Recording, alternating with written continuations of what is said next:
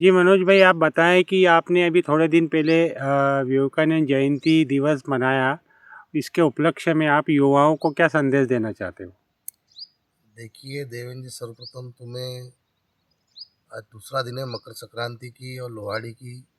पूरे देशवासियों को बहुत बहुत मनोज यादव के मन की बात, उनका मत और आपका मत पे बहुत बहुत शुभकामनाएं और बधाई देता हूँ। आज दिन उत्तरायण होने वाला है और मेरा भी खासकर युवाओं का भी युवा दिवस गया और जाने वाले साल में, और ये युवा दिवस के पहले कुछ हमारे राजनेताओं ने भी युवाओं को संदेश दिया था। पाश्चात्य संस्कृति, आध्यात्मिक और ये जो चलन चल रहा है, उनके साथ मेरा संदेश भी ये है। सामाजिक संस्थाएं, राजनीतिक से भी अपील करी थी। युवा पूरे देश में पद भ्रष्ट हो रहा है, पद भटक रहा है। पूरे भारत में नशे का उन्माद फैला हुआ है और मुझे लगता है कि जो हमारे राष्ट्रपिता महात्मा गांधी ने जिस तरह गुजरात में उन्होंने आज़ादी की लड़ाई लड़ते लड़ते इस देश को सुधारने का काम भी किया था। हमारी कहाँ कई महान विभूतियाँ थी, चाहे राजा राम मोहन राय जैसे हो। और महात्मा गांधी जी कहा करते थे कि अंग्रेजों से ईमानदार कोई जाति सूर्य के तले है तो वो अंग्रेज है। देवेंद्र जी, मैं आपको बताऊं कि अंग्रेज हमें चलना बैठना उठना सिखा के गए, हमारी कुरीतियों का अंत करके भी गए।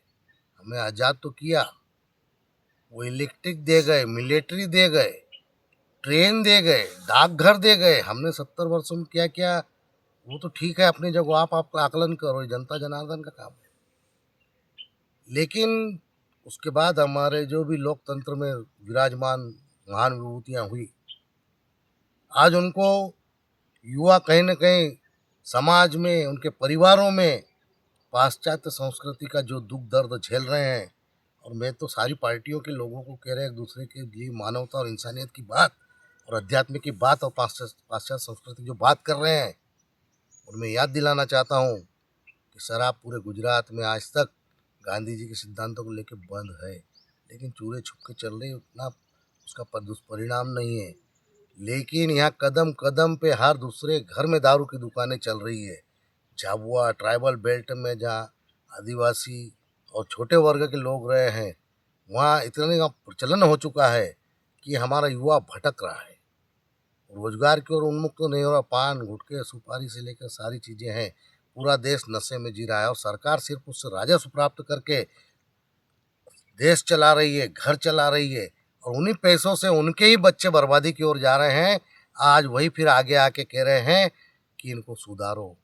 मेरा जनप्रतिनिधियों से भी अपील है, क्योंकि मैं एक एनजीओ में भी काम करा है, मैंने लगभग शिक्षा के क्षेत्र में 15 साल काम करा और मैंने जो बच्चे पढ़ाए वो आज कई जगह अच्छी जगह काम कर रहे हैं, सिविल इंजीनियर, कहीं कुछ बन गए हैं।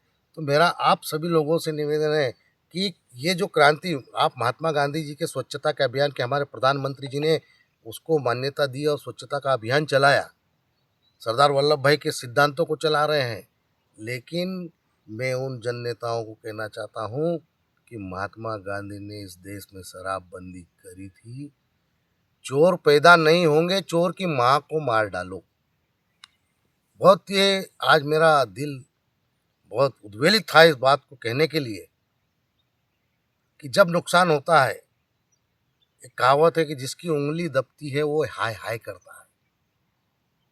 हर परिवार परेशान है, देश में हर घर परेशान है।